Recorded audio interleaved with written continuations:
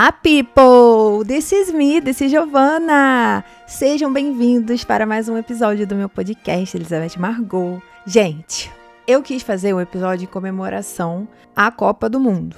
Aí eu fiquei pensando, como é que vai ser? Vou contar a história de toda a Copa do Mundo, vou fazer sobre Copas específicas. Só que aí eu decidi fazer um grande compilado geral da Copa do Mundo. Né, desde o início, né, o que aconteceu para ela ser formada, né, e tudo mais, até agora. Então, assim, vai ser episódio grande, mas vai estar cheio de curiosidades, questões históricas, questões tipo, quem fez o primeiro gol, não sei o quê. Então, assim, vai ser bem legal, tô bem animada. Espero que vocês gostem. Tem post lá no Instagram e no TikTok sobre o episódio, né, com imagens, enfim, que vai estar bem legal, bem no estilo que eu fiz do último episódio de Chocolate História. Eu considero esse um Chocolate História também, a gente pode botar assim, Chocolate Esporte.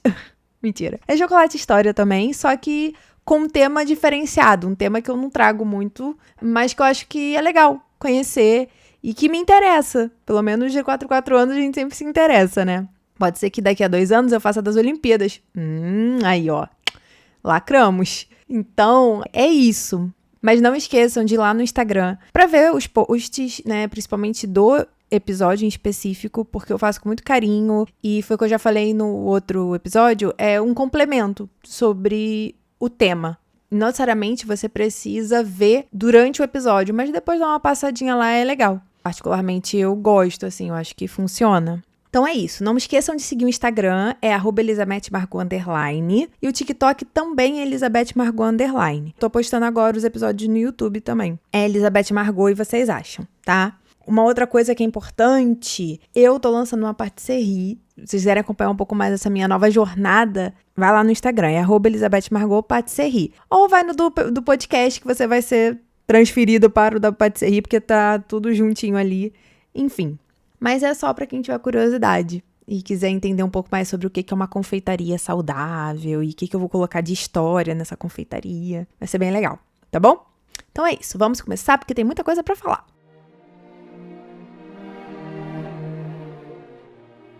Gente, a Copa do Mundo da FIFA é uma competição internacional de futebol, né? Entre seleções masculinas, e essas seleções estão representando seus respectivos países. É organizada pela FIFA, por isso que o nome é Copa do Mundo da FIFA. E FIFA é a abreviação para Federação Internacional de Futebol Association. Federation Internationale de Football Association. E a Copa do Mundo ocorre de 4 em 4 anos. Ela foi criada em 1928, mas não foi executada até 1930. Vamos conversar sobre isso depois. Em 1928, o Jules Rimet, que foi o presidente, né, ali da época, decidiu criar esse torneio, essa competição. Aí, como eu falei, ela foi criada e começaram a planejar a partir de 1928. Porém, ela só vai, de fato, ocorrer em 1930.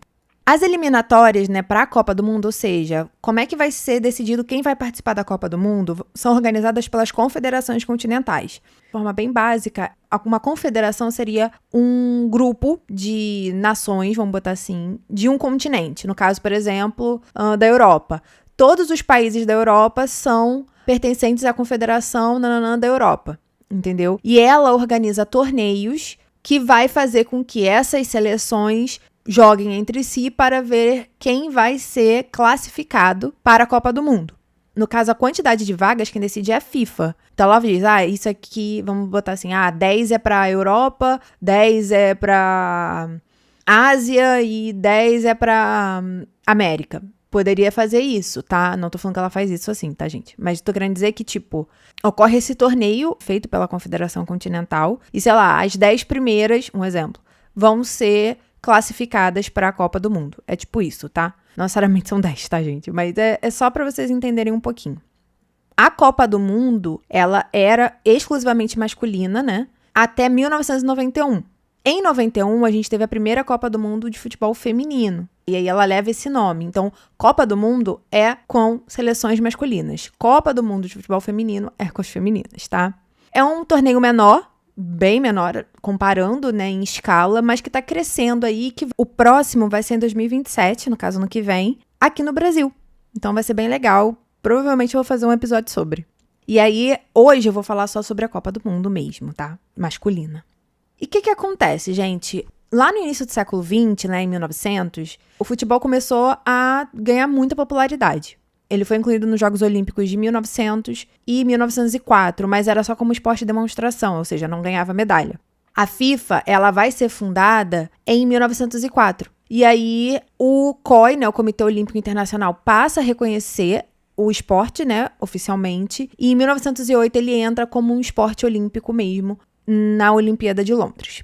E aí, a FIFA, vendo isso, ela decide, então, criar o seu próprio torneio internacional, né, por fora das Olimpíadas. E aí, em 1928, ocorre, né, um congresso em Amsterdã, da FIFA. E aí foi decidido, então, que seria iniciado, né, esse torneio internacional em 1930, começaria em 1930, e decidiram que seria o Uruguai o país sede da primeira Copa. Por quê? O Uruguai, ele já era bicampeão olímpico de futebol. Então, juntaram um pouco isso e colocaram o Uruguai como país sede da primeira Copa do Mundo. A Copa do Mundo, ela tem 2 taças. Ela teve a primeira, que foi a taça Jules Rimet, o nome do presidente da FIFA, né? De 1930 a 1970, essa foi a taça que foi dada, né, para os ganhadores das Copas. Só que essa taça, ela tinha uma característica. A ideia era que quem vencesse o Mundial 3 vezes iria ficar com essa taça para sempre. Então, por isso que a gente acaba tendo só 2 taças. Porque a Jules Rimet foi usada até 70, e aí nós, brasileiros, conseguimos, né, o direito de ficar com ela para sempre. E a partir de 70, uma nova taça foi feita, tá bom? Mas a gente vai falar aos pouquinhos. Vou falar um pouquinho sobre a taça, porque aí a gente já entra, né? Porque ela faz parte de todo esse início de Copa, né? Então, eu acho bem legal. O troféu foi feito pelo Abel Lafleur, que era um francês, também, né? Junto com o Rimet. E a taça, ela vai representar a Nice, que é uma deusa grega, que personifica, né, a vitória. A Nice está segurando um cálice octagonal acima dela. E essa estatueta fica em cima de uma base de pedra. Ela não é toda de ouro, como muito aqui no Brasil se fala. Ela não é. Ela é uma mistura de ouro com vários outros materiais. E ela tinha mais ou menos aí entre 30 a 35 centímetros de altura e pesava em torno aí de 4 quilos, a taça Jules Rimet. Desde 1930 até hoje, apenas 8 países conquistaram a Copa do Mundo. Todos pertencentes ou à Europa, né, ao continente europeu, ou à América do Sul. Continente americano, mas América do Sul. O ponto legal disso é que quando você ganha a Copa do Mundo, você tem o direito, né, de pôr uma estrela na sua camisa, representando cada Copa que você ganhou. Por isso que nós temos 5 estrelinhas, única no mundo que tem. Então vamos começar falando da primeira edição, que é a edição de 1930, que foi feita no Uruguai. Além de ter sido feita no Uruguai, quem ganhou essa Copa foi o Uruguai. Seu primeiro título e em casa, né? No total foram 13 seleções que participaram e o torneio foi dividido por 4 grupos, onde os campeões de cada um desses grupos realizavam as semifinais. E aí, os campeões, né, quem saísse vencedor desses grupos, dessas semifinais, iria se enfrentar na final. Os 2 primeiros jogos da Copa do Mundo, tipo, os 2 primeiros jogos full da Copa do Mundo, aconteceram simultaneamente no dia 13 de julho e foram vencidos pela França e pelos Estados Unidos, respectivamente, né? Foi França contra México, a França venceu, e foi Estados Unidos contra a Bélgica, Estados Unidos venceu. A final dessa Copa do Mundo, ela foi entre Uruguai e Argentina. O Uruguai saiu campeão, ele venceu a Argentina por 4-2 e tinha um público estimado de 93 mil pessoas. Só que, nessa Copa, cada seleção tinha uma bola. E todo mundo queria jogar com a sua bola, por questões até de físicas, de se ela rola mais, se ela é menor, se ela é mais leve, se ela é pesada, enfim. Então, o que aconteceu? Na final, nenhum dos dois quis abrir mão de usar a sua bola. Então, foi decidido que usariam-se as 2 bolas, tanto da Argentina quanto do Uruguai, só que uma no primeiro tempo e a outra no segundo tempo. Então, no caso, no primeiro tempo, a bola que foi usada foi a da Argentina, Tiento. E no segundo tempo foi a bola uruguaiana, que era chamada modelo T, tá bom? Uma curiosidade muito legal que o primeiro árbitro brasileiro a participar de uma Copa do Mundo foi o Gilberto de Almeida Rego, e ele participou dessa Copa de 30, só que ficou marcado, mais do que ser brasileiro, porque ele cometeu uma gafe. Ele encerrou o jogo antes do tempo regular, faltando acho que 6 minutos, e aí ficou no impasse se voltavam ou não. Depois de algumas horas, voltaram para terminar esses 6 minutos, mas o placar não mudou. Mas ele, tadinho, marcou aí essa gafe e é brasileiro. O primeiro gol que o Brasil fez em Copa do Mundo foi do jogador Preguinho. Ele que fez esse primeiro gol na Copa de 30.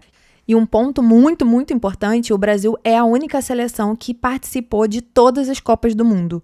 A gente nunca ficou de fora de nenhuma Copa do Mundo. Isso é uma coisa que a gente detém, assim, que eu acho que vai ser difícil tirar.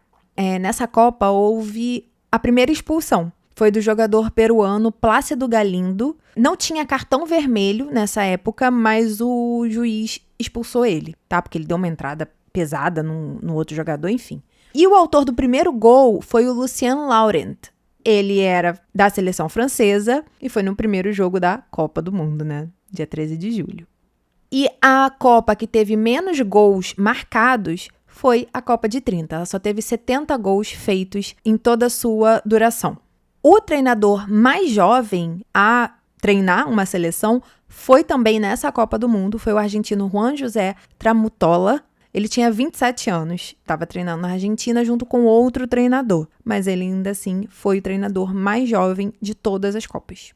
O técnico mais jovem a vencer uma Copa do Mundo também foi nessa Copa, foi o Alberto Supizzi. Ele era técnico do Uruguai, né, que foi o vencedor, e ele tinha 31 anos quando ele venceu. E a partida que teve menos público em todas as Copas também foi na de 30. Foi no jogo entre a Romênia e o Peru, que só foram 300 pessoas. Foi no dia 14 de julho, no estádio Poncitos, em Montevidéu.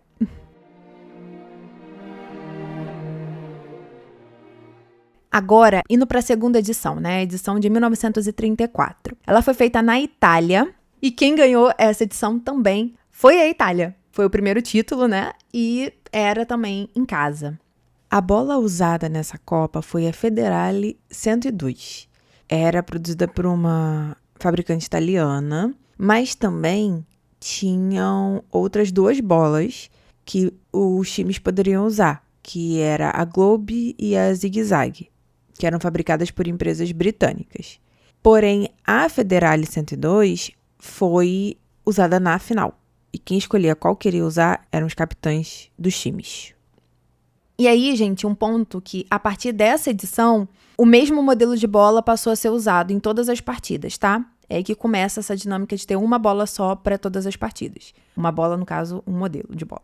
Um outro ponto que é bem importante, e aí envolve as Copas de 34 até de 78, ou seja, todas essas Copas entre essas duas, porque todas elas vão ter 16 seleções. O Egito, ele foi a primeira seleção africana a disputar uma Copa do Mundo e foi nessa, na de 34. O primeiro jogo de desempate também aconteceu nessa Copa, foi entre a Itália e a Espanha. E o que acontece? Na época, teve um empate, e aí o regulamento falava o seguinte: olha, tendo empate, vai ter que fazer um novo jogo. Então, no outro dia, foi feito um novo jogo entre Itália e Espanha, e a Itália derrotou a Espanha. Foi nessa Copa que a gente também teve o gol de número 100. Foi o Ângelo Schiavio. Não sei se vai estar certo isso, gente. Ele fez esse gol de número 100 e ele representava a Itália. Já indo para a edição de 1938, a terceira edição, ela foi feita na França e a Itália ganhou também. Foi o segundo título da Itália e consecutivo. Só tem 2 seleções que têm esse título consecutivo, que é a Itália e o Brasil. Tá? Mas já quando chegar no Brasil eu digo onde foi e tal. E a Itália conseguiu seu segundo título consecutivo aí, em 38. A bola usada foi a Allen e ela era fabricada na França. E a partir de 38 começou a regra de que o país campeão, né, da edição passada e o país da organização da competição, ou seja, o país que estava sediando a competição, eram automaticamente qualificados. É a partir de 38 que isso começa. Todas as seleções que participaram dessa edição ganharam um troféu chamado Biscuit Nymphe Falconet. Foi quase como um prêmio de consolação, né? Vamos botar assim. Ai, meu pai. E também foi a primeira Copa do Mundo que teve uma transmissão de rádio. Uma outra coisa que aconteceu nessa Copa do Mundo foi o walkover, que é um acontecimento que acontece? Que é um acontecimento que acontece é ótimo, né? Mas enfim, o que acontece? Acontece muitas coisas, Giovana. Walkover é quando uma seleção, um time, né, enfim, ganha, porque o outro time não se apresentou em campo. É quando você vence sem precisar jogar, é basicamente isso, entendeu? Isso aconteceu na de 38, porque a Áustria, ela tinha sido anexada à Alemanha nazista. E aí ela não pôde disputar a competição. Então, o jogo que seria entre a Áustria e a Suécia, ela não foi Áustria, não tinha Áustria. Então, assim, teve alguns jogadores que foram obrigados a jogar pela Alemanha, sendo austríacos, mas enfim. Então, a Áustria, ela não pôde ir. E aí, a Suécia, que iria, né, disputar ali com ela, venceu a partida. E aí, passou automaticamente pra outra fase, enfim, né, venceu ali aquela parte. E eu fiquei tipo, caramba, eu não sabia que tinha isso. Isso foi o único walkover que teve na Copa do Mundo, assim. Nessa Copa, a gente também tem um recorde marcado pelo Vittorio Pozzo. E ele era o técnico da seleção da Itália. E ele detém o título de o único técnico a ter vencido 2 Copas do Mundo. E mais ainda de ter vencido 2 Copas do Mundo sucessivamente. Ele venceu a de 34 e a de 38 como técnico da Itália. Gente, olha só. Tirando a de 34 e 38, a Copa ela vai ser sempre organizada em 2 fases. Mas nessas 2, isso não aconteceu. Foi basicamente mata-mata, onde todas as 16 seleções competiam. Então, você jogava com uma, já matava e já ia para outra, e enfim, sabe? Não teve essa divisão de 2 fases. Em 1942 e 1946, não houve Copa. Por quê? Segunda Guerra Mundial. Mas a Segunda Guerra Mundial, ela acaba em 45. Porém, a de 46, ela não ocorre por causa que estava todo mundo ainda desestabilizado, desestruturado, ferrados. Então, essas 2 edições foram canceladas. A Copa de 1950 foi feita aqui no Brasil. Foi a primeira vez do Brasil recebendo a Copa. E quem venceu foi o Uruguai. O Uruguai conseguiu seu segundo título aqui na Copa de 50. O Uruguai, ele ganhou 2 vezes, né? Em 30 e 50. Porém, ele tem 4 estrelas na sua camisa. Por quê? Porque ele ganhou 2 títulos olímpicos, de 24 e de 28. Então, ele utiliza essas 2 estrelas a mais em referência a esses 2 títulos olímpicos. E isso deixou ele conhecido como a Celeste Olímpica. A bola foi a Super Bowl Duplo T. Essa foi a primeira bola sem cadarço. Ela era inflada por uma válvula que, né, inserida diretamente ali em uma das 12 tiras de couro. Então, ela não tinha aquela amarração costumeira das bolas antigas. Foi a partir dessa Copa que os jogadores passaram a usar camisas numeradas. Não tinha um critério muito firme de como numerar os jogadores, e a maioria usou a lista dos nomes, tipo, bota em ordem alfabética. Foi a partir daqui do Brasil que isso aconteceu. Um outro ponto muito legal é que o estádio do Maracanã foi construído especialmente para sediar a Copa. Isso é uma coisa que eu já tinha botado lá no Instagram, porque eu toda semana faço um compilado de acontecimentos daquela semana, né, dos dias ali daquela semana. E isso eu já tinha botado para vocês lá, então quem tá acompanhando isso no Instagram já sabia. Olha, spoiler. E muitas seleções decidiram de participar dessa edição porque o custo da viagem ainda era muito alto, ainda consequência da Segunda Guerra Mundial. Foi a primeira participação da Inglaterra em Copas do Mundo, porque ela, em 1920, se recusou a jogar contra países que ela estava em guerra, né, ou que tinha ficado em guerra. Não podemos esquecer da Primeira Guerra Mundial, que foi antes de 20, tá?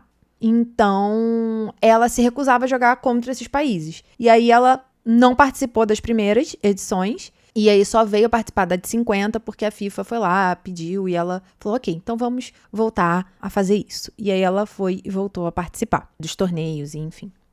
A final foi entre Uruguai e Brasil. O Uruguai venceu por 2-1, e essa partida ela vai ficar conhecida como Maracanaço, porque ninguém esperava que o Brasil ia perder aqui. Esse nome, Maracanaço, pode ser falado também como Maracanazo, já um pouco mais em espanhol. E o que acontece? Ele leva o nome, né, do Maracanã, onde ocorreu o vexame, com o aço. É tipo um sufixo em espanhol que significa um choque muito grande, um desastre, entende? Tipo, uma coisa muito estratosférica. Foi tipo o choque do Maracanã, vamos botar assim. E aí a gente acabou usando pra cá, né, como maracanaço. Mas ele tem essa origem lá pro meio espanhol da coisa. Pra vocês terem noção, a final teve, em números oficiais, 199.854 pessoas assistindo no Maracanã. Isso em números oficiais. Mas pode ser que tenha passado de 200 mil pessoas, porque estava super lotado, teve portões que foram derrubados, enfim, que pessoas conseguiram entrar, sem necessariamente ter comprado o ingresso. Estava lotado, mas o Brasil perdeu. E foi bem ruim essa situação. Uma curiosidade bem legal dessa Copa é que foi ela que teve o árbitro mais velho a participar de todas as Copas. Foi o George Herder. Ele tinha 53 anos quando ele apitou aí a Copa de 50.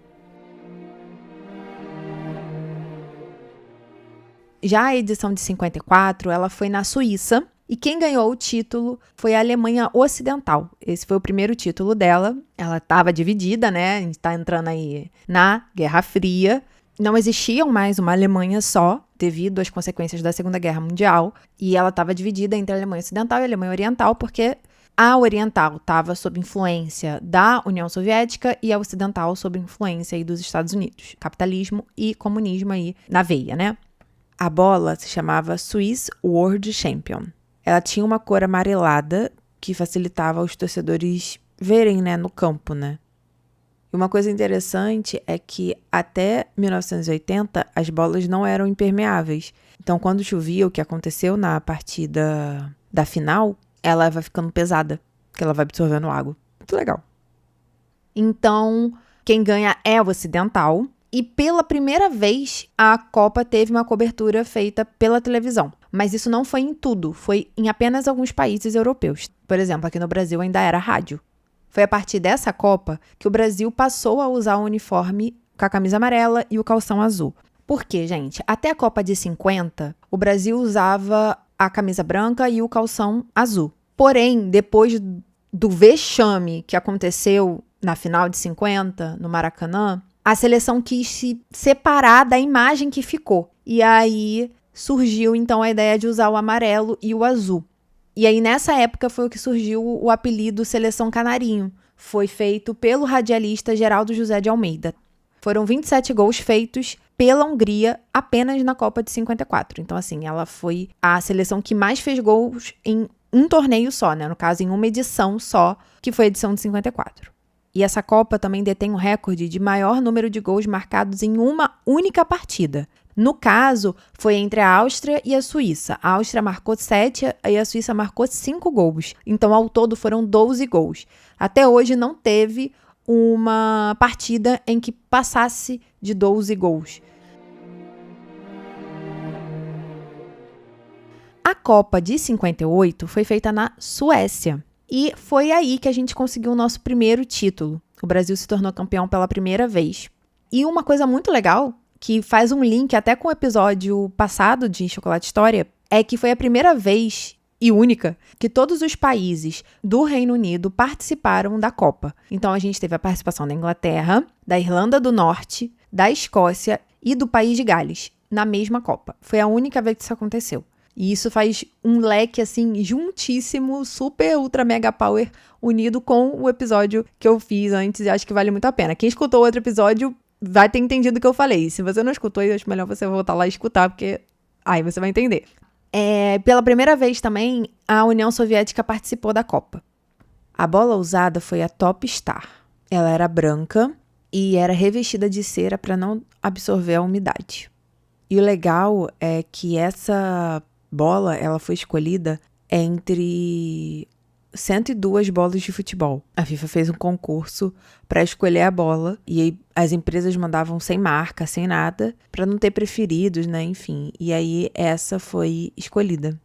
Uma coisa muito importante, muito legal, é que o capitão do Brasil, o Bellini, ele vai erguer a taça Julius Rimet da forma como é erguida até hoje. Foi ele que iniciou essa tradição de pegar a taça e erguer acima da cabeça. Foi a pedido dos fotógrafos, porque não estavam conseguindo registrar, tirar foto ali do troféu dele. E aí ele só levantou acima da cabeça, né, segurando as duas mãos ali e pronto. Essa ação ficou eternizada, todo mundo faz isso hoje. E quem começou isso foi um brasileiro. Nosso primeiro título, Capitão Bellini. A Copa de 58, ela tem bastante recordes, muitos do Brasil até. O autor do gol de número 500 foi o Bob Collins, ele era da Escócia. E ele marcou esse gol contra o Paraguai, no dia 11 de junho de 58. E aí, a gente entra no rei, literalmente no rei do futebol, o Pelé.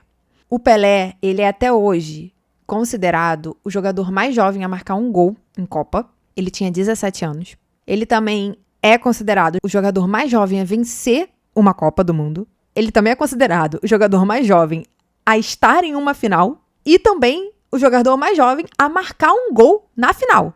Tudo com 17 anos, tá? Isso aí só porque ele tinha 17 e ele já saiu chutando bola, literalmente, né? O recorde de maior número de gols em uma única edição foi do Justin Fontaine. Ele era da França e ele marcou 13 gols na Copa de 58. Ou seja, o cara saiu fazendo gol, né? E isso é um marco que ninguém superou, de marcar 13 gols em uma única Copa do Mundo. Foi nessa Copa também que a gente teve o árbitro mais jovem. Foi o Juan Gardeazalba, tá? Ele tinha 24 anos. E era espanhol. Chegamos, então, na Copa de 1962. Essa Copa ela foi feita no Chile e também teve aí como campeão o Brasil. Esse foi o segundo título do Brasil e o título consecutivo do Brasil, se igualando à Itália. Então, só o Brasil e a Itália detêm esses dois títulos consecutivos. Foi nessa Copa que o Brasil conseguiu ver pela televisão, só que não era ao vivo. Eram fitas que, né, gravavam o jogo e vinham de avião e aí eram exibidas ali nos dias seguintes, enfim, 2, 3 dias depois dos jogos na televisão. Nessa Copa, a gente também teve o colombiano Cole.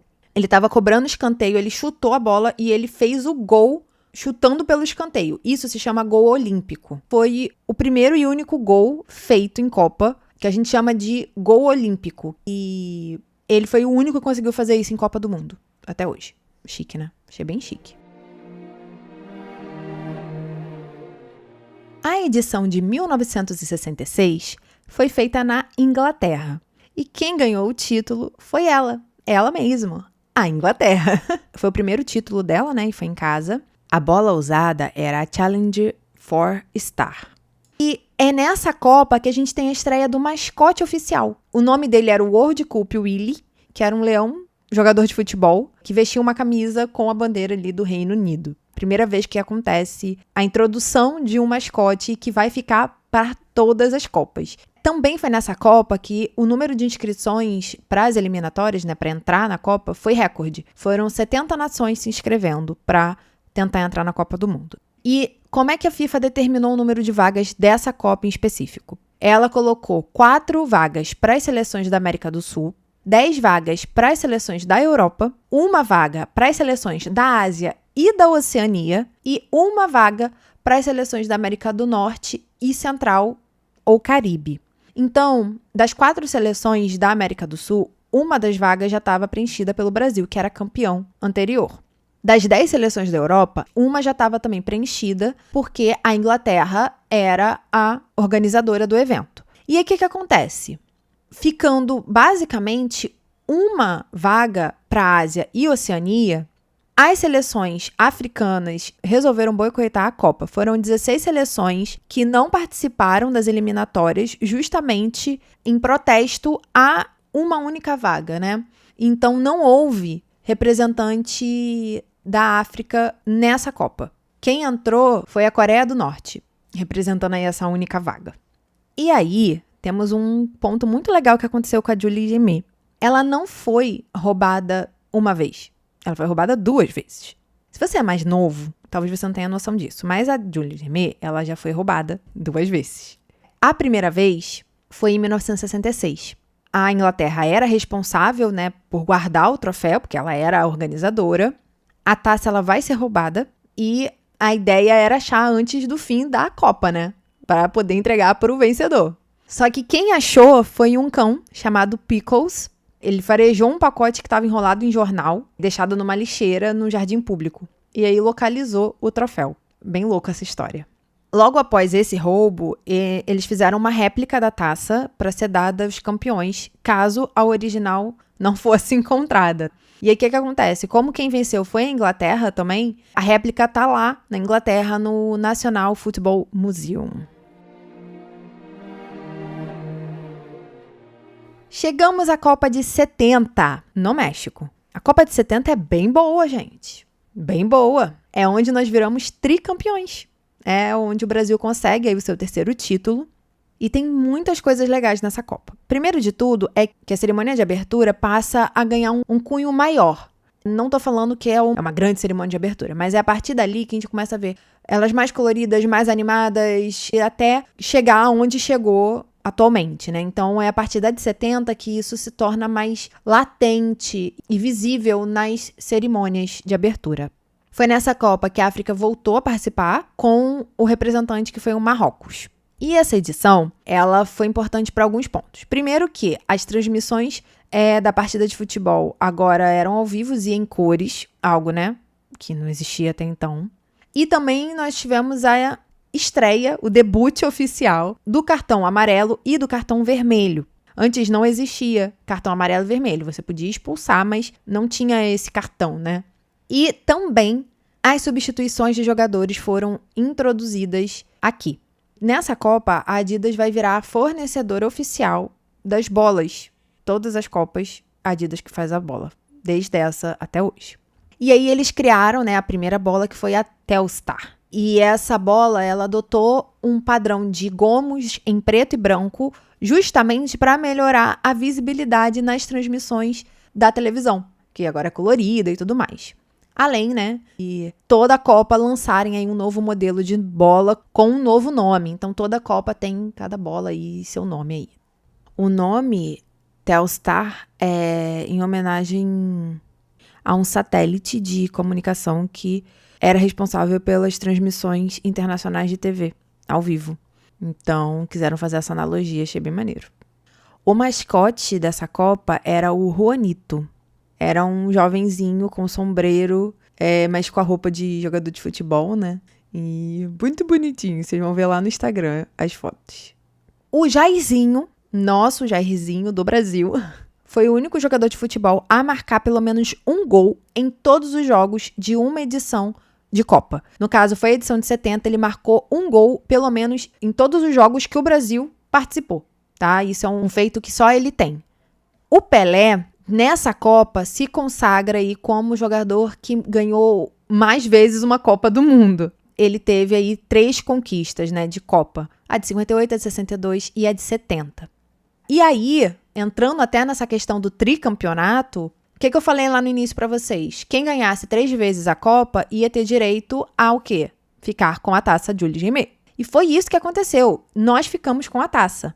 Trouxemos ela para casa, original, oficial, e ela ia ficar aqui. Ela foi aposentada dos torneios, não ia mais ser usada. Chique. Chiquérrimo, né? Vamos lá visitar aqui a taça. A gente vai poder visitar a taça, Giovana? Não, a gente não pode mais visitar a taça. Ué, por quê, Giovana? Porque ela foi roubada em 1983. Eu já tinha comentado, né, que ela tinha sido roubada 2 vezes. E essa foi a segunda e última vez que a taça Jules Rimet foi roubada. Por que a última vez, Giovana? Porque agora ela tá guardada num cofre, num banco. Não. Porque ela foi derretida. Gente. Ai, meu Deus do céu. É rir pra não chorar, cara. É rir pra não chorar. Ai, pai amado. O que aconteceu? Em 83, ela vai ser roubada aqui do prédio da CBF, aqui no Rio de Janeiro. CBF, quem não sabe, é a Confederação Brasileira de Futebol. O que acontece? A taça, ela tava numa vitrine exposta, bonitinha, com vidro à prova de bala. Show de bola. Só que a moldura dessa vitrine era de madeira e estava pregada na parede. Então, você conseguia, sei lá, com um pé de cabra, puxar, arrancar essa moldura e conseguir soltar o vidro. E foi assim que conseguiram roubar a taça da Copa. Vocês não estão acreditando, né? Mas é. Assim, eu já sei desse fato há muitos anos, né? É porque eu não sei se as pessoas mais novas sabem, mas, cara, que vergonha. Sabe o que é pior ainda? Que não acaba aqui. Piora.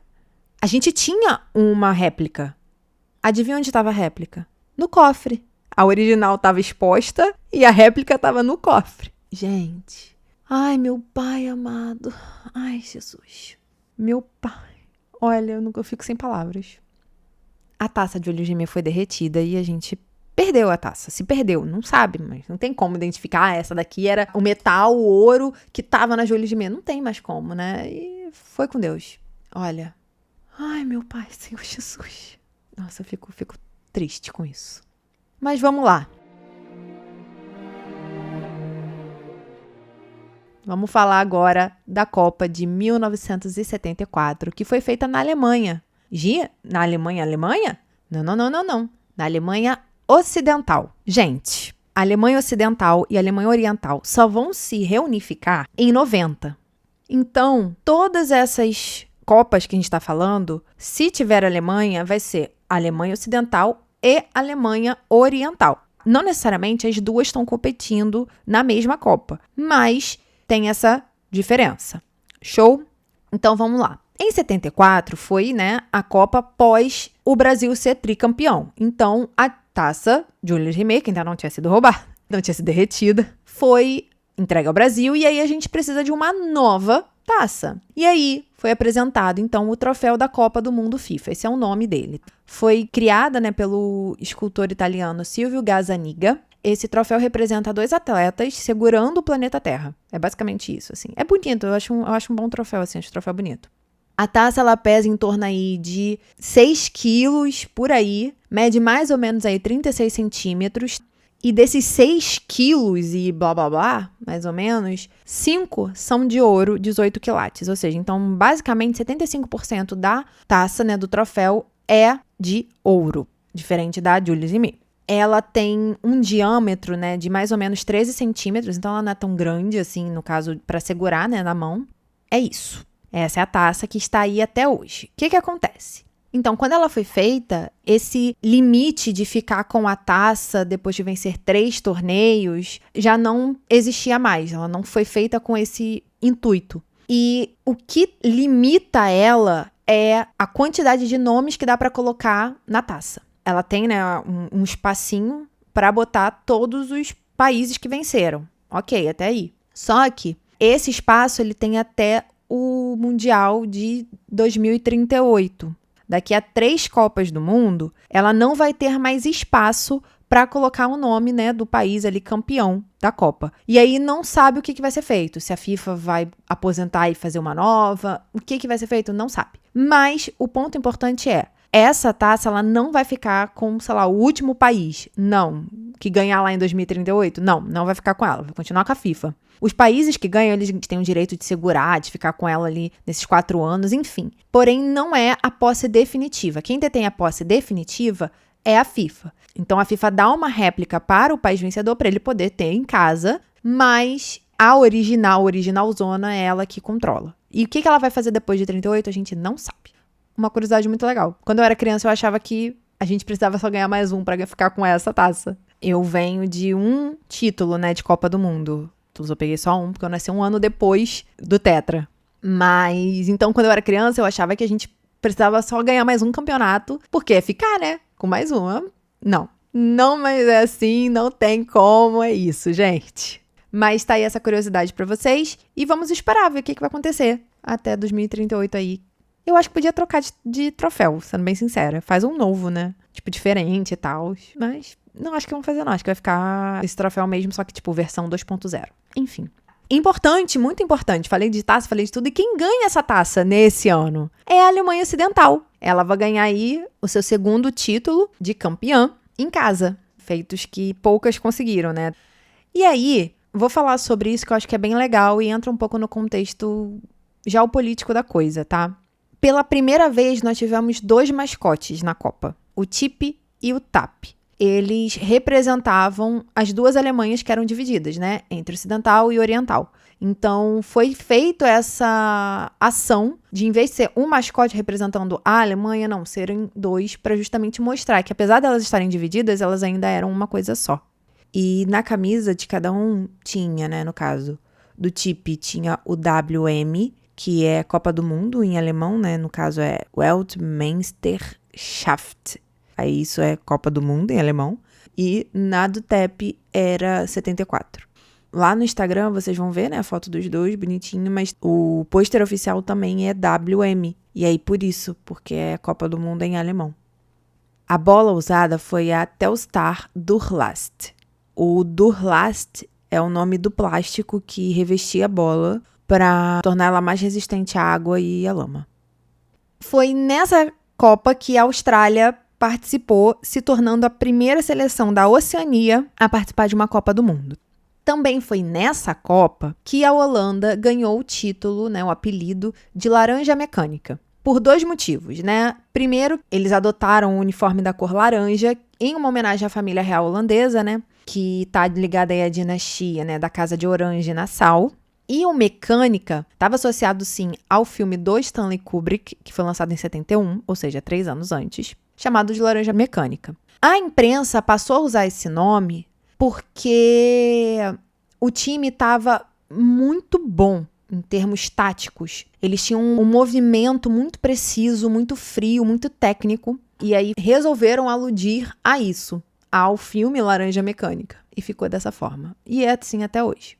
Eu achei meio sem noção, mas tá, passa, vamos botar assim. Eu gosto do apelido, tá? Mas quem já viu o filme Laranja Mecânica vai me entender que fala, cara, não tem nada a ver. Mas, enfim, tá aí. Holanda como Laranja Mecânica. Uma coisa que é muito interessante e que eu acho que muita gente não sabe, que a FIFA teve como presidente um brasileiro, o Jean-Marie Faustine Godefroid Havelange, ou João Havelange.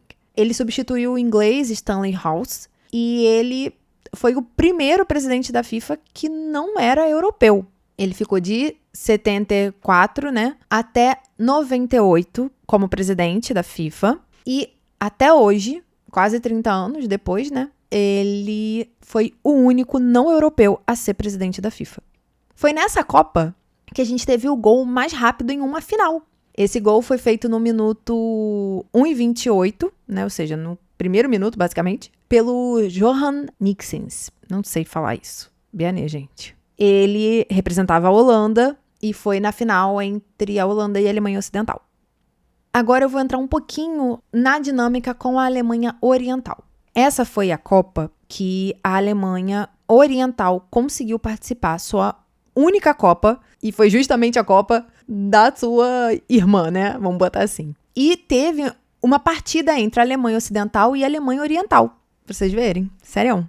E quem venceu foi a Alemanha Oriental. Foi 1-0 para a Alemanha Oriental. E essa foi a única vez que as duas Alemanhas se enfrentaram em Copas do Mundo. E aí a gente vai para a Copa de 78, que foi feita na Argentina, que deu aí então o seu primeiro título para a Argentina, e se consagrando aí como campeã do mundo em casa também, né? Já vou falar logo, a gente teve 2 Copas aqui, a gente não ganhou nenhuma das 2 Copas aqui no Brasil. Acho isso um cúmulo, gente, eu não consigo, isso não me desce. Cara, a gente teve 2 Copas no Brasil e a gente não venceu nenhuma das 2. A gente tem 5 títulos e tudo foi fora de casa. Dentro de casa, não conseguimos. Só Jesus, literalmente. Vamos lá. O nome da bola usada nessa Copa foi a Tango Durlast.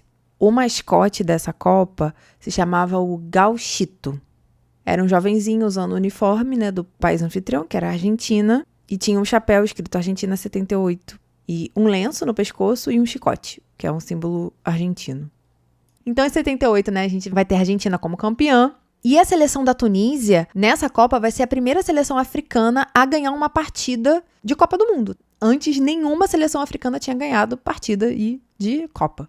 E também foi um ponto muito interessante essa Copa, eu achei muito legal isso. Ela foi a única edição de Copas que o Brasil não perdeu. Ele só não foi campeão. Chique! Meu Deus, chique! O Brasil, ele foi eliminado por saldo de gols.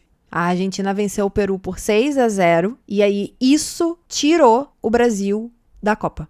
Porque o que acontece? Nessa Copa de 78, a gente teve 2 grupos. Foi basicamente, né, as 16 equipes divididas em grupos. na primeira fase, show. Aí depois, 8 se classificavam e elas eram divididas novamente em grupos e jogariam de novo para aí serem 4. E aí começar as semifinais e tudo mais. Então, nessa segunda divisão de grupos, o Brasil ficou no grupo da Argentina. A Argentina venceu, né, o Peru aí por 6-0 e aí o Brasil foi eliminado por causa disso.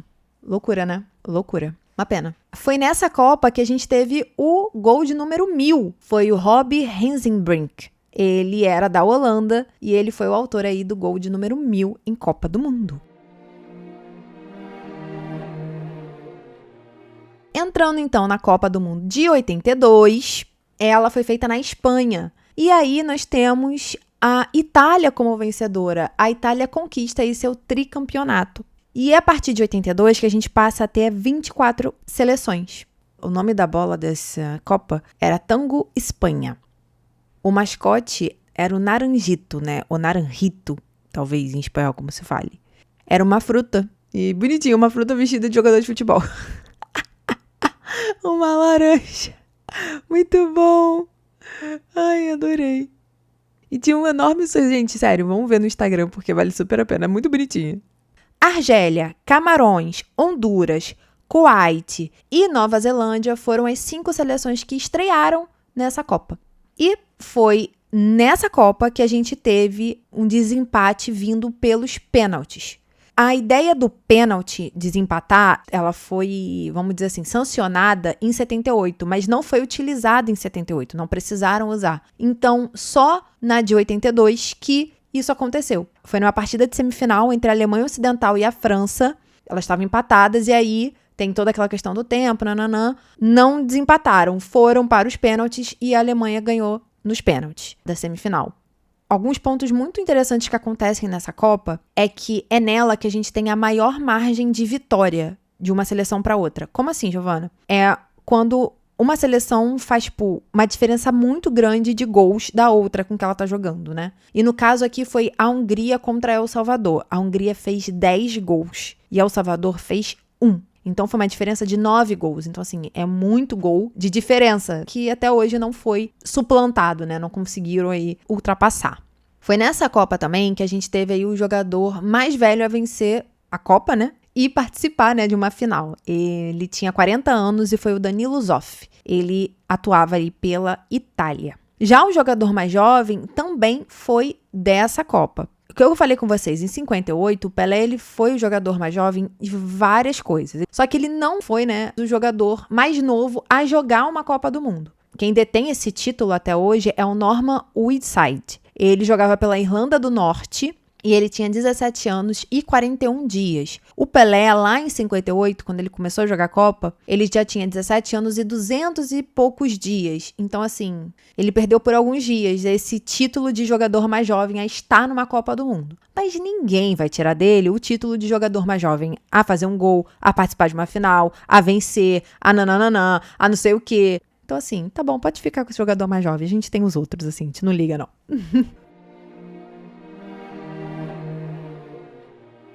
Indo então para a Copa de 86, de 1986, que foi no México novamente. Segunda vez aí sendo no México. E a Argentina consegue seu segundo título aí, e sendo bicampeã. A bola se chamava Azteca. Ela foi um marco muito importante na história das Copas, porque ela já era feita de material sintético. E isso garantiu uma absorção muito baixíssima de água. E também deixava a bola mais durável, né? O mascote dessa Copa era o Piqué. Era uma pimenta com um bigode, tipicamente mexicano, né? Aqueles bigodes, que usava um sombreiro. Muito, muito, muito bonitinho.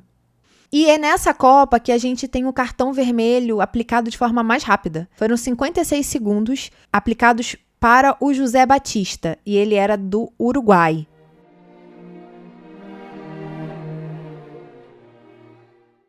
Já a Copa de 1990, ela foi feita na Itália. É a segunda vez que a Itália é a organizadora, né, a anfitriã. Mas quem ganha não vai ser a Itália dessa vez, vai ser a Alemanha Ocidental, conseguindo aí, conquistando seu tricampeonato. E foi nessa Copa que a seleção da Costa Rica, a seleção da Irlanda e a seleção dos Emirados Árabes Unidos estreiam em Copas do Mundo. A bola se chamava Etrusco Unico.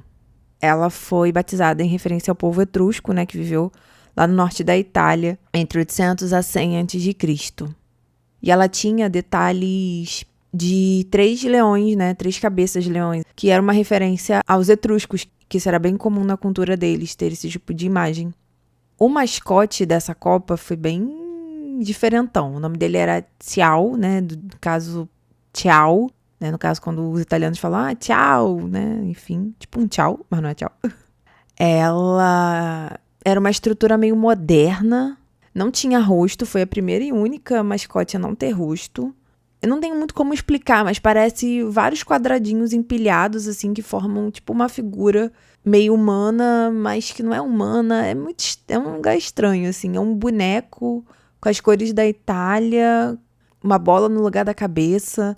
Não dá muito pra explicar, não. Então, mais fácil vocês verem lá no Instagram. Assim, eu não achei feio, mas também é bem disruptivo. Acho que essa é a palavra, é disruptivo.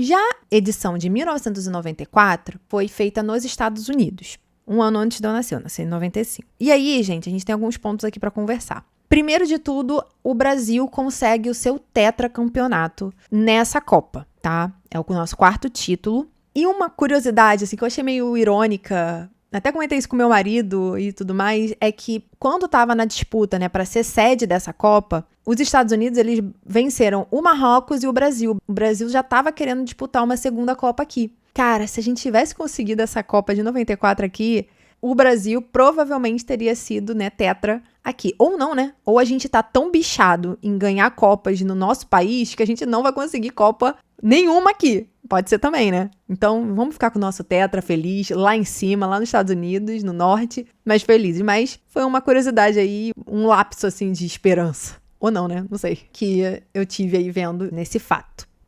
O nome da bola era Questra. E os seus detalhes eram com planetas e estrelas e, tipo, foguetes. Esse nome Questra é basicamente baseado na seguinte frase: The Quest of the Stars, que significa a busca pelas estrelas. Então, Questra é meio que uma abreviação disso. O mascote dessa Copa foi escolhido pelo público norte-americano. O nome dele era Strike. Era um cão com uniforme, né, de futebol nas cores, né, dos Estados Unidos. E Strike significa atacante em inglês. Mas também é um nome comum para cachorros nos Estados Unidos. Então foi uma analogia muito boa. Foi nessa Copa que a FIFA passou a permitir a convocação de 23 jogadores por seleção. E a final foi entre Brasil e Itália. E foi a primeira final de Copa que foi decidida após a prorrogação. Ou seja, que foi decidida nos pênaltis. O Brasil venceu, né? Foi 3-2, mas isso nunca tinha acontecido antes de resolver final, né? Resultado de final com pênalti. Chique.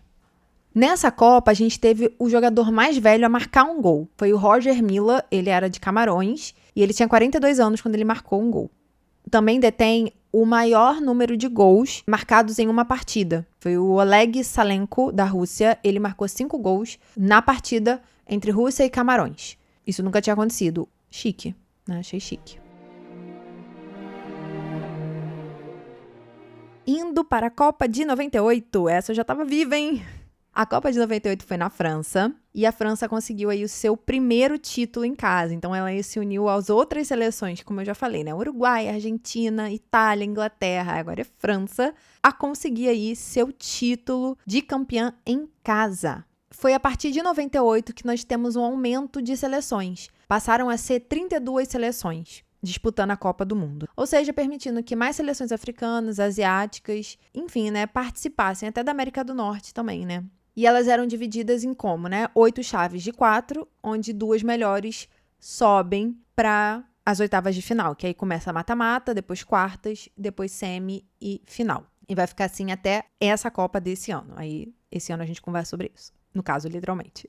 E também, a partir dessa Copa, houve um aumento no número de substituições. Elas passaram a ser 3 substituições. Isso incluía a do goleiro também. E também começaram, né, a utilizar a placa eletrônica mostrada pelo juiz reserva, né, para indicar quantos minutos de acréscimo teria ali, né, no fim do jogo, né. A bola usada foi a tricolore. foi a primeira bola colorida, né, multicolorida, e que teve espuma sintática. Ela tinha cor azul, branco e vermelho. E esse tricolor é justamente em referência, né, a essas cores, que também é uma referência à bandeira da França, né, que tem as mesmas cores.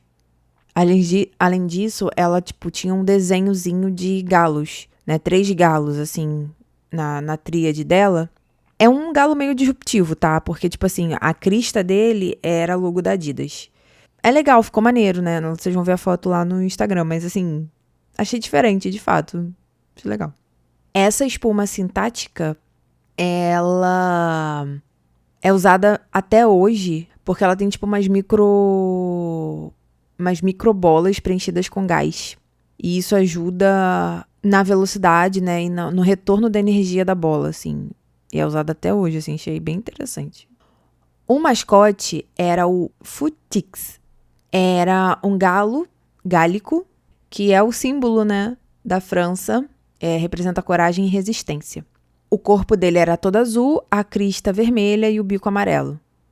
Uma coisa muito legal é que antes da partida entre Brasil e Noruega, no dia 23 de junho de 98, a brasileira Rosângela de Souza e o norueguês Øyvind Eklund se casaram no gramado do Stade Velodrome, em Marsella, que era o estádio onde ia ter a disputa de Brasil e Noruega. Ou seja, antes do jogo, eles entraram e casaram ali. Eu vou botar foto pra vocês, assim, acho bem legal, achei bem maneiro, né? A FIFA autorizou isso, achei muito maneiro, muito legal mesmo. E uma coisa que apareceu nessa Copa, que não tinha até então, foi o chamado gol de ouro, né? Ou morte súbita. O que acontece? Você tá empatado, aí você entra na prorrogação. Se nessa prorrogação algum dos times marcar o gol do desempate, a partida se encerra na hora e o time vence. Não tem que terminar o tempo da prorrogação. Não. Fez o gol, acabou. Venceu. Então chegamos na Copa de 2002. E essa Copa, ela teve muitas coisas diferentes e interessantes. Primeira coisa, que acho que é o mais importante, foi a Copa em que o Brasil virou pentacampeão. Um feito que ninguém mais conseguiu. Só nós temos 5 campeonatos ganhos. Um outro ponto muito legal é que pela primeira vez ela foi feita com 2 países sedes. Isso nunca tinha acontecido antes. No caso, os 2 países anfitriões foram a Coreia do Sul e o Japão. Então, teve jogos no Japão e também teve jogos na Coreia do Sul. Essa foi a primeira vez que a Copa foi sediada na Ásia. E também foi o último ano que teve classificação automática do país que foi campeão na Copa anterior, tá? Porque até 2002 você ganhava a Copa, então você já tinha sua vaga garantida para a próxima. Só que depois de 2002 isso acabou. Os países sede continuam tendo classificação automática, mas os campeões não. Tem que passar por todo o processo de jogo, de classificatórias, enfim, para conseguir entrar na Copa do Mundo. Nessa Copa, a gente teve o gol mais rápido, que aconteceu aos 11 segundos. Foi do Hakan Surk, ele era da Turquia e foi num jogo contra a Coreia do Sul. Nessa Copa, a gente teve 3 mascotes, né? Algo novo, nunca tinha acontecido ter 3 mascotes. E o nome deles era Atu, Kaz e Nick. Eles tinham uma aparência meio futurista, uma forma futurista, e eles tinham cor laranja, violeta e azul. E jogavam o esporte a tombo, que é meio que um esporte fictício, mas meio que parecido com futebol, entendeu? O Ato era o treinador, o Kaz e o Nick eram os jogadores. Os nomes foram escolhidos pela internet e por clientes do McDonald's no Japão e na Coreia. O nome da bola dessa Copa era Fervenova. No caso, esse nome veio da combinação de 2 palavras. Esse fever, em inglês a gente fala fever, que é tipo febre, e supernova. Então seria fever nova. Febre nova, no caso. Essa bola, ela já veio com um design diferente das outras. Ela veio agora com 4 trigonos, que eram nas cores verde, ouro e vermelho. E que meio que faziam analogia às turbinas eólicas, né? E prestigiava aí fontes de energia alternativa. Aí chegamos na Copa de 2006, na Alemanha. Quem ganhou essa Copa foi a Itália. E a Itália conseguiu aí o seu 4º título, virando tetracampeã. Também foi a primeira vez que o Togo participou de Copa. Também é a sua única participação. A bola usada era a Teamgeist. Eu provavelmente falei errado. Que é uma palavra em alemão que significa espírito de equipe. Essa bola, ela tinha uma estrutura que fazia com que ela ficasse a menos de 1% de ser tipo uma esfera perfeita. Ela tinha 14 painéis que eram meio que projetados para parecerem hélices. Para mim, parece mais quase um símbolo do infinito. Vocês vão ver lá e vocês dão um veredito de vocês. Mas, ok. A cor preta e branca, né, se manteve nessa bola, justamente para fazer alusão com as cores tradicionais da seleção da Alemanha, mas o dourado vinha para criar uma conexão com a taça, né, da Copa. Essa Copa a gente teve 2 mascotes, o Goleu VI e o Pili. Ele era um leão, né, ou seja, o segundo leão como mascote, e agora ele tinha seu companheiro, a bola de futebol falante. Chique. Foi nessa Copa que a gente teve o gol de número 2000. Quem fez esse gol foi o Marcus Albeck. Ele representava aí a Suécia. E também nós tivemos o primeiro jogador na história a receber um cartão vermelho após a partida ter acabado. Isso foi uma coisa que aconteceu com o Leandro Cufré. Ele era representante da Argentina. E aí chegamos na Copa de 2010. Essa Copa, ela foi bem legal. Foi a Copa que eu tava mais ativa, assim, que eu participei mais, vamos botar assim. Acompanhei mais, né? Ela foi na África do Sul e é a primeira vez que teve uma Copa no continente africano. E também foi a Copa da Vuvuzela, da Jabulani. Então, assim, quem viveu, né, vai relembrar. Essa bola todo mundo sabe, né? Jabulani, que significa comemorar em Zulu. Ela tinha mais ou menos 11 cores diferentes, a ideia de simbolizar os 11 jogadores, né, de um time de futebol. A bola da final, ela já não tinha essas cores, ela era branco e dourado, né, e passou a ser chamada de Jobulani. Uma homenagem à capital da África, que é Joanesburgo. O mascote foi o Zakumi. Ele era um leopardo. O Za é para África do Sul e o Kumi significa 10. Nas línguas africanas. Ele tinha o cabelo tingido de verde, gente, coisa mais fofa. E também foi nessa Copa que a gente teve uma competição histórica, que foi a Coreia do Sul e a Coreia do Norte participando da mesma Copa. Chique, né? As 2 Coreias não jogaram uma contra a outra na Copa do Mundo, mas foi bem legal porque foi a primeira vez que as 2 estavam na mesma edição. E um fato curioso, mas um pouco triste, né, ao mesmo tempo, é que a seleção da África do Sul, ela foi a primeira seleção, né, do país anfitrião em toda a história da Copa do Mundo a ser eliminado na primeira fase. Ela não passou pro mata-mata, né, para as oitavas de final. Ela saiu na fase de grupos. E também foi nessa Copa que a gente tem o técnico mais velho de uma equipe que foi campeã, que foi o Vicente Del Bosque, e ele tinha 59 anos e ele era técnico da Espanha. Não sei se eu falei, acho que talvez não tenha falado ainda, e vou falar agora, chique. É que a Copa de 2010, quem ganhou foi a Espanha. E isso foi muito interessante porque foi o primeiro título da Espanha em Copas do Mundo. Desde 98 a gente não tinha uma seleção ganhando pela primeira vez. E aí de 98 até achar uma outra também demora, né? Então assim, não é fácil conseguir ganhar seu primeiro título. E a Espanha conseguiu, ela só tem esse título. Foi legal, assim, eu lembro como foi e ela tava jogando bastante e tal, foi bem maneiro. A Copa de 2014 foi aqui, no Brasil. Foi a segunda vez que a gente recebeu a Copa e quem ganhou foi a Alemanha. A Alemanha vira tetracampeã com esse título aqui da Copa do Brasil. A bola se chamava Brazuca. Mais de 1 milhão de pessoas votaram para escolher o nome da bola, né? E aí esse foi o escolhido. Ela era colorida e meio que trazia uma alusão às fitas do Senhor do Bonfim. E para a edição final, ela tinha predominância do dourado. E aí se chamava a Brazuca Final Rio. Chique.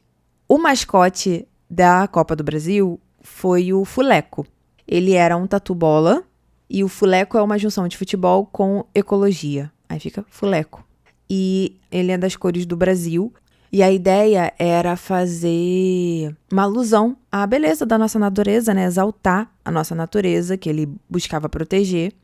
A única seleção que era estreante nessa Copa foi a seleção da Bósnia-Herzegovina. E foi nessa Copa que a gente teve o vexame, a tristeza, o sofrimento da goleada contra a Alemanha, que foi o 7-1, né? Do Brasil e Alemanha. Meu Deus, eu vendo aquele jogo. Jesus! Só Jesus. Foi a nossa maior derrota como seleção brasileira. Também foi o maior placar em uma semifinal de Copa do Mundo, né? A diferença de ponto. E também foi o mais desastroso resultado que um país sede já enfrentou. Assim, meu Deus. Foi triste. Foi triste. Tava todo mundo torcendo que a gente ia ganhar esse Hexa aqui no Brasil. Ia ser tão legal, mas não aconteceu. Enfim, foi nessa Copa que a gente também começou a ter a tecnologia da linha do gol, que tinha, né, uma tecnologia que dizia se a bola tinha ou não passado pelo gol, né, pela linha ali do gol. E também o spray de marcação. Foi feita a falta, o árbitro vai lá, joga o spray no local, né, da falta, que tem que sair com a bola. Isso era uma coisa que não tinha antes. E uma coisa interessante é que o spray já era usado aqui no Brasil. E não era usado na Copa do Mundo. E aí, a partir de 2014, passou a ser usado. E o interessante é que depois que dá mais ou menos 1 minuto, o spray desaparece, porque é a base d'água. Bem interessante. E aí, chegamos na Copa de 2018, que foi na Rússia. A Rússia ainda não estava em guerra com a Ucrânia, então ela ainda estava aí ativa nos mundos e nas competições, enfim. E foi nessa Copa que a França conseguiu o seu segundo título de campeã. 20 anos depois, a França consegue aí o seu bicampeonato. A bola dessa Copa foi a Telstar 18. Era uma homenagem, né, à bola Telstar. E o 18 justamente trazia o futuro. Então, é uma mistura de tipo, olha, a gente olha para o passado, mas a gente também olha para o futuro, né? E ela era em preto e branco, referência a, né, as primeiras bolas. E o preto era meio pixelado, pra dar, tipo, uma aparência parecida com a original de 70, né? E foi uma coisa diferente que aconteceu, é que a bola, ela mudou não pra final, mas pra fase do mata-mata. Ou seja, na fase de grupo ela era preta e branca, e na do mata-mata ela tinha detalhes em vermelho, junto com preto. Então era pixelado, tipo, em preto e vermelho, sabe? E ela passou a se chamar Telstar Mecha. Tô falando errado com certeza, gente. Mas esse Mecha significa sonho ou ambição em russo. O mascote era o Zabi Vaca. Era um lobo muito alegrinho, charmoso e bonitinho. O nome significava aquele que faz um gol. Esse nome em russo significa isso. O mascote foi escolhido em uma enquete no site da FIFA pelos russos. Foi a primeira vez que a Copa foi feita na Rússia. E a Itália, ela foi a única das nações campeões a não entrar na disputa. Foi nessa Copa que começou a 4ª substituição, quando o jogo ia para a prorrogação. E também foi nessa Copa que começou o uso do VAR, do árbitro assistente de vídeo. Essa foi a edição que teve a maior quantidade de gol contra que já existiu em todas as edições. Foram 12 gols contra. E também foi a Copa com mais pênaltis marcados. Foram 29 pênaltis. E uma coisa bem legal é que, pela primeira vez, todas as seleções participantes marcaram pelo menos 2 gols no campeonato, né, na edição. Foi nessa Copa também que a gente teve o gol de número 2500. Quem fez esse gol foi o Fakhreddine Ben Youssef, que era da Tunísia. Gente, eu não sei se eu falei certo o nome, mas vocês entenderam. E também foi nessa Copa que teve o cartão amarelo mais rápido. Foi aos 11 segundos para o Jesus Gallardo, do México. E também foi nessa Copa que a gente teve o jogador mais velho jogando. Ele tinha 45 anos e era o Essam El Haddad e jogava pelo Egito. E aí chegamos na Copa de 2022. Essa Copa foi no Catar, foi a primeira Copa realizada no Oriente Médio e quem ganhou essa Copa foi a Argentina. Com isso, a Argentina vira tricampeã. É o 3º título dela. E o campeonato, ele foi disputado entre novembro e dezembro. Por quê? Como o Catar sofre com temperaturas altíssimas no meio do ano, jogaram para o final do ano porque estaria meio que no inverno, né? E aí a temperatura estaria muito mais amena. Então foi por isso que a Copa foi no final do ano. Tanto que desse ano, por exemplo, está acontecendo no meio normalmente. E pela primeira vez em todas as Copas, o país sede iniciou a competição com uma derrota. O Catar perdeu para o Equador, de 2-0. E foi a primeira vez que uma seleção africana avançou para a semifinal da Copa do Mundo, e essa seleção foi o Marrocos. Também foi nessa Copa que puderam convocar 26 jogadores. Também nessa Copa houve um número maior de substituições. Poderiam ser feitas 5 substituições. 4 no tempo normal e 1 na prorrogação. A bola se chamava Al Hilal. Ela era a bola mais rápida do que qualquer outra de todas as Copas. E tinha umas cores mais brilhantes, mais ousadas, assim, tipo metálicas e tal, que se inspiravam um pouco, né, os seus desenhos, na cultura e na arquitetura, né, do Catar. E esse Al Hilal significa a jornada, em árabe. Para a fase da semifinal e da final, a gente teve uma nova bola, que foi a Al Rim, que significa o sonho. E aí ela já tinha mudado para uma cor meio dourada, mas bem mais vermelha, diferente da de cima que tinha vários tons, né, de cor, assim, mais neon. O mascote da Copa de 22 é o Laeb. Laeb, em árabe, significa jogador super talentoso, um craque. E ele veio tipo de um mundo paralelo, que é o universo dos mascotes. Ele tem uma aparência muito alegrinha, aventureira. O Gruta é um lenço, né, de cabeça masculino, que os homens usam, né, que é um lenço branco com tipo, uma faixa, uma tiara, talvez, na cabeça, assim, presa para o lenço não sair. E o Laeb é esse Gruta, com o rostinho e tal, bonitinho. Tipo o Gasparzinho, sabe? Então, é ele. Pior que é, né, cara? É tipo o Gasparzinho, bonitinho. E aí, tivemos algumas questões com a organização e com as coisas que eram proibidas e não eram proibidas ali no Catar. Mas, por exemplo, o governo do Catar proibiu o consumo de bebida alcoólica nas imediações do estádio, né? De qualquer estádio que estava tendo jogo. O consumo era permitido apenas na FanFest, que eram regiões oficiais do evento, né? Tipo, festas oficiais ali do evento para você assistir o jogo. E durante o período das 7 às 1. E nos camarotes. De resto, você não podia beber. E aí, a Budweiser, que era patrocinadora ali, oficial do torneio, anunciou que o país, né, que ganhasse iria levar para casa o estoque que estava reservado ali pro Catar, né, que era para ser usado ali no Catar e não foi todo consumido. Então, quem ganhou levaria cerveja para casa. Quem ganhou foi a Argentina levou cerveja para casa.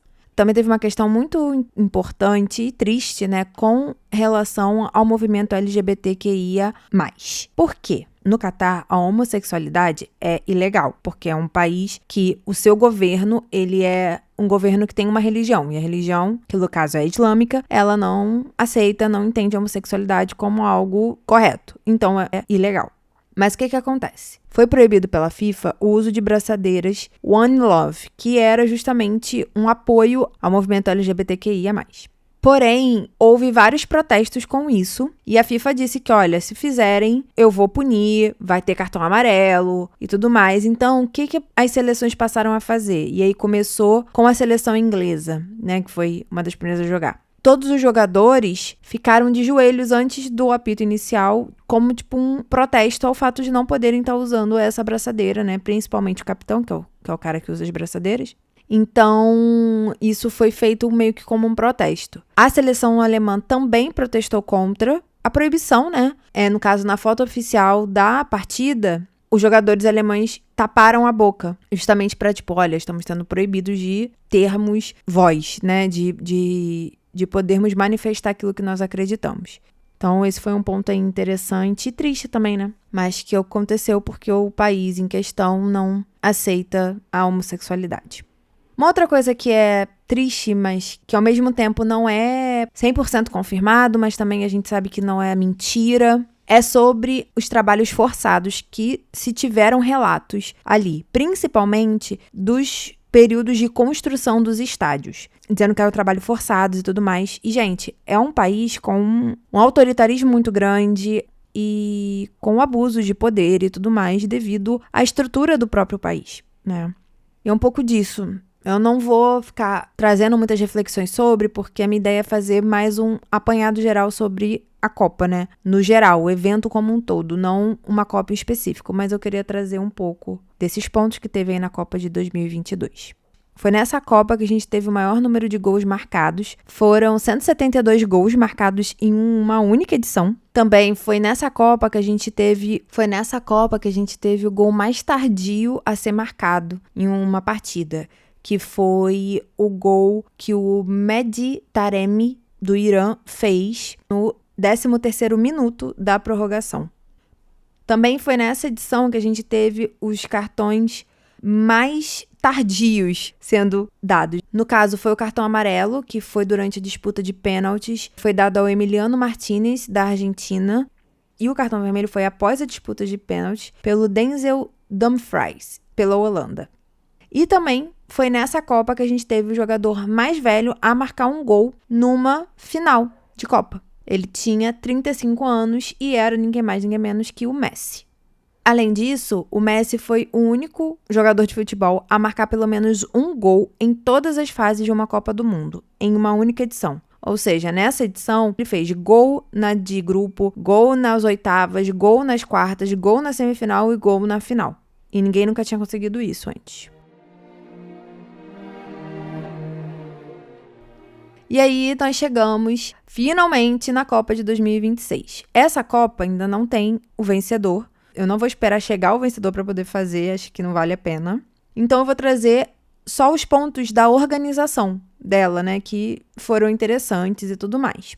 Primeira coisa é que a gente nunca tinha tido uma Copa com 3 países anfitriões, e essa está sendo, né, que foi Estados Unidos, México e Canadá. A bola dessa Copa é a Trionda. E é em homenagem, né, aos 3 países sedes. E ela tem meio que um formato de onda. Isso é inspirado no olé das arquibancadas, tá? E ela tem 3 cores, né? Vermelho, azul e verde, se mesclando, fazendo justamente essa relação entre os 3 países, né?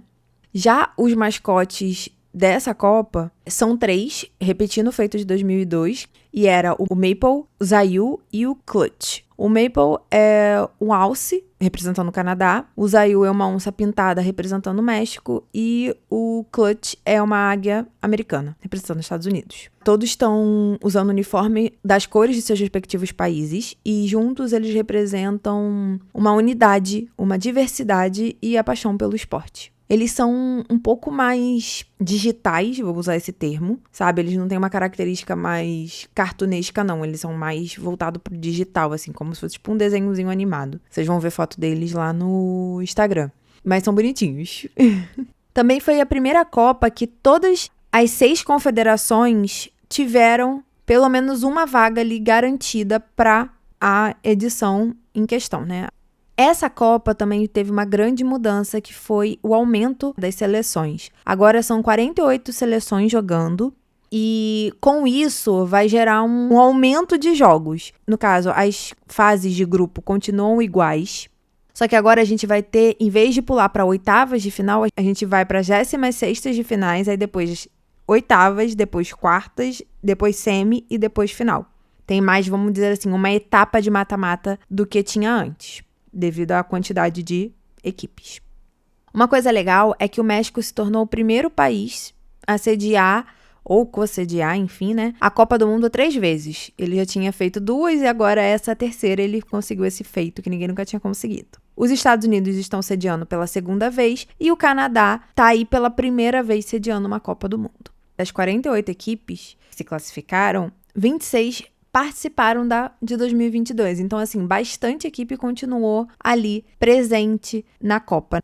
Cabo Verde, Curaçao, Jordânia e Uzbequistão fizeram aí as suas estreias em Copa do Mundo nessa de 2026. O Catar, ele conseguiu a qualificação para o torneio pela primeira vez de forma jogando, vamos botar assim. Porque a participação de 2022 tinha sido feita de forma automática. Aí, para ele passar para essa desse ano, ele tinha que jogar, né, e se classificar, enfim, participar das eliminatórias, e ele conseguiu e passou. Isso é a primeira vez que acontece. A Itália, ela ficou de fora dessa Copa, e isso gera até, de certa forma, um recorde, porque a Itália, ela não tá conseguindo se classificar para a Copa desde 2018, o que é bom pra gente, porque aí a gente só tem que lidar com a Alemanha tetracampeã, entendeu? E aí a Itália, ela é a primeira campeã de Copa do Mundo a ficar fora de 3 Copas do Mundo de forma consecutiva. Velho, é muito louco isso. E uma coisa que eu achei que é o mais legal de todas é que, atualmente, a Copa de 2026 está tendo mulheres como árbitras. Cara, eu achei isso muito legal. É a primeira vez que isso acontece, de ter arbitragem feminina numa Copa do Mundo masculina. E eu fiquei super feliz. Foi nessa Copa que a gente tá tendo aí o treinador mais velho a participar de todas as Copas. Ele tem 78 anos e é o Dick Advocaat. Ele treina o Curaçao. Agora eu vou trazer algumas curiosidades e informações que não necessariamente estão atreladas a alguma única edição de Copa. Às vezes elas aconteceram em mais de uma, então para eu não ficar repetindo nessas edições, eu preferi fazer esse compilado depois. Já o maior intervalo de participação de uma Copa do Mundo para outra foi de 64 anos e quem detém esse recorde é o país de Gales. Ele participou em 58 e só foi voltar a participar em 2022. E quem detém o maior número de tentativas consecutivas para se qualificar para a Copa, foram 22 ao todo tentativas, né? É Luxemburgo. Ela tentou de 34 até 2026 tentar entrar na Copa do Mundo. Conseguiu só agora. Aí agora eu vou falar um pouco, ainda na questão de curiosidades gerais e tudo mais, que perpassam mais de uma Copa, mas agora eu focado nos jogadores. O Messi, ele tem o maior número de partidas disputadas. Até agora foram 28 em todas as Copas. E provavelmente vai aumentar porque ele ainda tá jogando, né? Essa Copa. Então vai aumentar. Ele também tem o recorde de maior número de partidas vencidas. Foram 18 partidas que ele venceu em Copa do Mundo. E ele, junto com o Cristiano Ronaldo, detém aí o recorde de maior participação em Copas do Mundo. Ao todo, foram 6 Copas que os dois participaram. A primeira Copa deles foi em 2006 e estão aí até hoje, 2026. E o Messi agora detém o recorde de maior número de gols em Copa do Mundo. Ele fez 18 gols em todas as Copas. Ele passou agora o close, e provavelmente vai aumentar esse número. Mas o Mbappé também tá próximo ali dele, então os dois estão meio que brigando aí pra ver quem vai, no fim, ser o recorde aí maior. O jogador que teve o maior número de cartão foi o Javier Mascherano, da Argentina. Ele teve 7 cartões ao todo, ao longo da sua participação, né? Ele participou das Copas de 2006 até 2018, e ao longo dessas Copas ele teve 7 cartões. O Cafu detém o maior número de participação em final de Copa do Mundo de forma consecutiva. Ele participou de 3 finais, a de 94, a de 98 e a de 2002. E quem detém o maior número de Copas como treinador é o Carlos Alberto Parreira. Ele foi treinador de 6 seleções ao todo. Ele foi pelo Kuwait, pelos Emirados Árabes Unidos, pelo Brasil em 94 e 2006, pela Arábia Saudita e pela África do Sul. É uma coisa que eu acho que eu não comentei com vocês, que eu acho que é muito importante. Quando a gente tem o fim da União Soviética, quem vai levar o legado da seleção soviética é a Rússia. Então, meio que ela é considerada a herdeira da seleção soviética. A Alemanha, ela é tetra, como eu falei, porém, ela ganha os 3 primeiros títulos como Alemanha Ocidental. E aí, quando acaba nessa divisão, quando junta-se e cria uma seleção única, né, a Alemanha, os títulos da Alemanha Ocidental passam para a Alemanha. E a Alemanha é a seleção com o maior número de segundo lugar da história das Copas. Ela ficou 4 vezes em segundo lugar. Gente, acho que falei bastante, mas assim, eu quis fazer esse apanhado geral sobre as Copas, porque é uma coisa que eu acho interessante, acho legal, e é bom sempre aprender coisas diferentes, né? E eu faria isso pra mim, eu buscaria essas informações pra mim, então por que não passar isso pra vocês, né? Então assim, espero que vocês tenham gostado. Tem post lá no Instagram com a linha do tempo, mostrando, né, todas essas Copas que eu trouxe aqui pra vocês, as logos e tudo mais, tá bem maneiro. Vão lá, vocês vão gostar. Não esqueçam também de seguir, né, o Instagram, @ElizabethMargot_, o TikTok também, @ElizabethMargot_. E assim, espero que vocês tenham gostado. Eu gostei, achei maneiro, achei divertido fazer. Achei bem legal, de coração mesmo. Então é um pouco disso. Uma curiosidade muito legal mesmo, é que a minha avó viu todos os 5 títulos do Brasil. Isso é muito maneiro. Ela estava viva desde o primeiro até o último que o Brasil ganhou em 2002. Se o Brasil ganhar em 2026, enfim, ela não vai estar mais viva, ela já é falecida, mas eu achei isso muito legal, porque é raro a gente achar uma pessoa que viu todos os 5. Raro porque, né, elas estão ficando mais velhas. Enfim. Aí é um pouco disso, assim, eu quis trazer. Eu acho mó legal. Minha avó viu a Segunda Guerra Mundial, viu Guerra Fria, viu Vargas morrer. Minha avó viu muita coisa. Ela teria feito 100 anos ano passado. Então, assim, ela teve bastante vivência, bastante história. Eu tenho muito orgulho de ser neta dela e de ter uma avó que nem ela. Vó, beijo, te amo. E aí é isso, gente. Um grande beijo. Fiquem com Deus. Até o próximo episódio. Tchau!